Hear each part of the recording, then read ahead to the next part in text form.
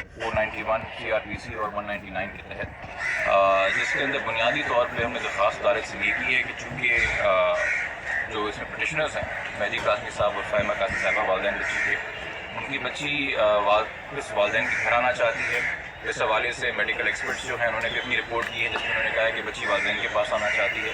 बच्ची ने ख़ुद अनगिनत ख़त लिखे हैं वालिदैन को, हर जब भी मुलाकात होती है वो ख़त देती है मज़ीद, वो भी रिकॉर्ड के ऊपर हैं।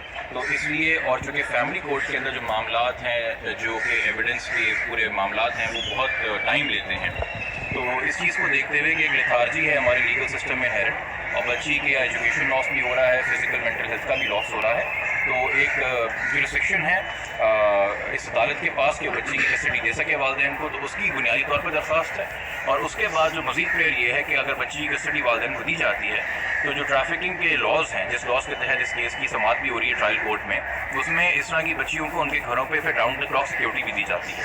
तो वो सेकंड पार्ट हमारी दरख्वास्त का है कि एक बार अगर बच्ची वालिदैन के पास आती है तो जो mandated by law necessary arrangements करने हैं सिक्योरिटी के, जब भी बच्ची को अदालत से घर आना हो या घर से स्कूल जाना हो, और ये इंश्योर करना कि अवॉइड किया जाए कि उसकी उससे मुलाकात या सामना। इस हवाले से फिर हमने सेकेंड रेमेडी मांगी है। अभी जहाँ तक बच्ची की कस्टडी की बात है, बच्ची की कस्टडी अदालत ने कॉल की है अपने पास जुम्मे की तारीख को कि वो बच्ची से दरियाफ्त कर सकें कि वो क्या चाहती है, और फिर उसके बाद अदालत आगे मज़ीद फैसला करेगी जो फिर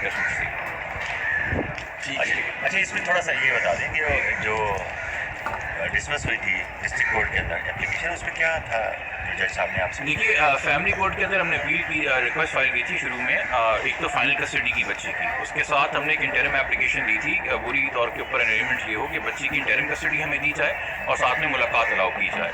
आपको ये पता है कि मुलाकात तो हमारी अलाउ हो गई, वो भी सिर्फ महीने में 2 बार, मगर इंटरिम कस्टडी हमें नहीं मिली। उसकी हमने अपील फाइल की थी। फिर जो फैमिली कोर्ट की अपील जाती है सेशन जज के पास, और वहाँ पे सेशन जज ने ये कह के अपील मुस्तरद कर दी कि जी under the procedure family court के जो अबूरी दरखास्तों पे फैसले होते हैं, इंटरम जो फैसले होते हैं, उनकी अपील मेंटेनेबल नहीं है। हमारा एक legal different point of view, उनका एक डिफरेंट पॉइंट ऑफ व्यू है। तो चूँकि वहाँ पे भी वो डिसमिस हो गई, तो इस वक्त हाई कोर्ट की किसी लेवल के ऊपर बच्ची की कस्टडी की कोई दरख्वास्त पेंडिंग नहीं है, तो इसलिए हाई कोर्ट की ये बेंच मजाज इस बात की कि वो हमारी दरख्वास्त सुन सके। तो फैमिली कोर्ट की प्रोसीडिंग्स अपनी सेपरेट चलेंगी, वो चलती रहेंगी।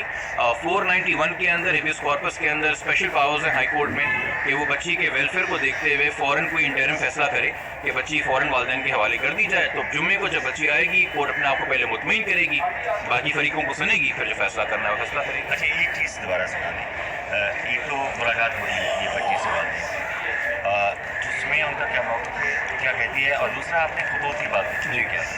देखिए, जो बच्ची का जो मौक़िफ़ है, वो बच्ची ने ख़ुद एक नहीं, एक से ज़ायद खतूत के अंदर लिख के दिया है। वो सारे खतूत जो हैं वो हमने ट्रायल कोर्ट के अंदर भी फाइल किए हुए हैं। उन खतूत को देखने के बाद ही दरअसल, और बच्ची की रज़ामंदी जानने के बाद ही कि बच्ची अपने माइंड में क्लियर है कि वालिदैन के पास आना चाहती है, जब हमने ट्रायल कोर्ट में दरख्वास्त दी थी कि जी बच्ची हमें वालिदैन को दे दी जाए, तो आपके इल्म में है कि मुल्ज़िम ने एक झूठ पे मबनी और बदनीयती पे मबनी दरख्वास्त लगाई ट्रायल कोर्ट पे कि उनको ट्रायल कोर्ट पे कॉन्फिडेंस नहीं, भरोसा नहीं है। और एक बहुत गलत बात इस तरह से की कि एक तो उन्होंने दरख्वास्त में झूठ बोला कि जी हमें बच्ची की मेडिकल सर्टिफिकेट की सर्टिफाइड कॉपी नहीं दी जा रही, जबकि 8 दिसंबर को वो सर्टिफाइड कॉपी का ऑर्डर ग्रांट हो गया था, और 10 दिसंबर को ये एप्लीकेशन लगा के 2 दिन बाद ही झूठ बोल रहा है कि जी हमें कॉपी नहीं दी जा रही। तो वो तो on the face of it झूठ है।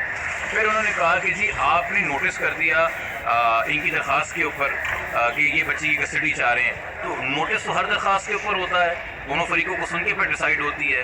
और फिर उन्होंने कहा कि जी आपने नोटिस के साथ ही जो है बच्ची की कंसेंट भी मंगा ली शेल्टर होम से, तो ये तो बड़ा बाइस बिहेवियर है। तो हमने उस वक्त भी जज साहब को याद दिलाया, और जब ट्रांसफ़र एप्लीकेशन डीजे साहब के पास चलेगी तो हम वहाँ पे भी एविडेंस रखेंगे कि 8 अगस्त को जब ये JM 26 के सामने मोहतरम जज के सामने केस था, तो इसी मुल्ज़िम ने एक दरख्वास्त दी थी कि मुझे बच्ची से मुलाकात करनी है, और उसके ऊपर बग़ैर हमें सुने हुए नोटिस हुआ था 11 अगस्त को, और 11 अगस्त को ही हमें सुने बग़ैर जो है उसके ऊपर कॉल कर ली गई थी बच्ची की कंसेंट। और हमने नहीं जाके कहा था JM साहब को कि आपका बायस बिहेवियर है या ये आप अनफेयर हमारे साथ ट्रीट कर रहे हैं। नॉर्मल प्रोसीजर की बातें हैं, एग्जैक्ट सेम ये प्रोसीजर, एग्जैक्ट सेम ये रिलीफ ऑलरेडी अक्यूज दे चुका है इस केस में अदालत से। एग्जैक्ट सेम चीज़ जब हम कर रहे हैं तो जजेस की बदनीयती की बात आ गई। तो फिर हम वो ये कहना चाह रहे हैं कि जो उन्होंने अगस्त में रिलीफ लिया था अपने लिए, एप्लीकेशन ग्रांट करवाई थी या नोटिस लिया था, वो बदनीयती में मबनी था। یہ ساری باتیں خیر ٹرانسفر اپلیکیشن جب سنی جائے گی 5 جنوری کو اس کی ڈیٹ ہے، وہ وہاں پہ معاملہ ڈیسائیڈ ہوگا. فی الحال یہ کہ 6 تاریخ کو اب یہاں پہ سماعت ہے ہائی کورٹ. ٹھیک ہے.